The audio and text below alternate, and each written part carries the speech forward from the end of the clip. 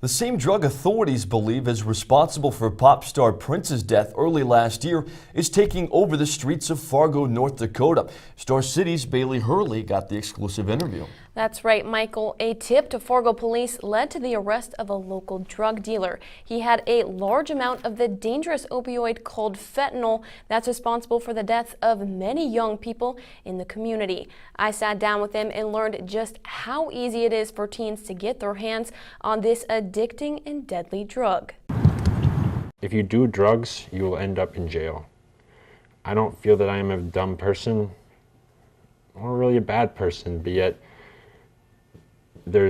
I'm here for some reason. Accused drug dealer 20-year-old Matt Davis landed behind this bulletproof glass after being caught with a laundry list of illegal drugs, including fentanyl. It's an opioid 100 times more potent than morphine, and he's warning others not to end up where he is. If I am convicted of what I'm charged with, I will lose the early portion of my 20s, maybe more, I don't know.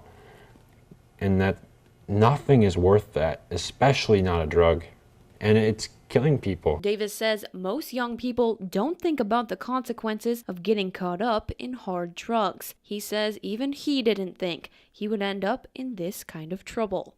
My dad always told me when you play with fire, eventually, maybe not right away, but eventually you're going to get burned. And fentanyl is fire. It's in the worst sense. I talked with one pharmacist who says it's terrifying teens are getting their hands on a drug as powerful as this one. It's very easy to overdose, to stop breathing. It's really an extremely dangerous form of pain medicine.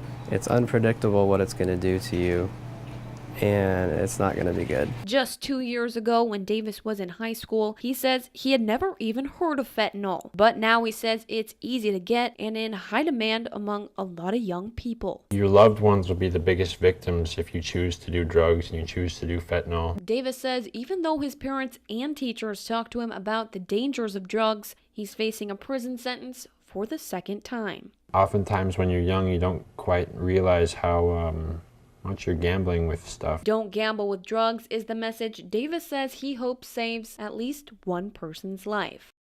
Now Davis is set to be sentenced on February 6th, and Michael, he tells me he's very remorseful and hopes that the judge is lenient so he can get his life back.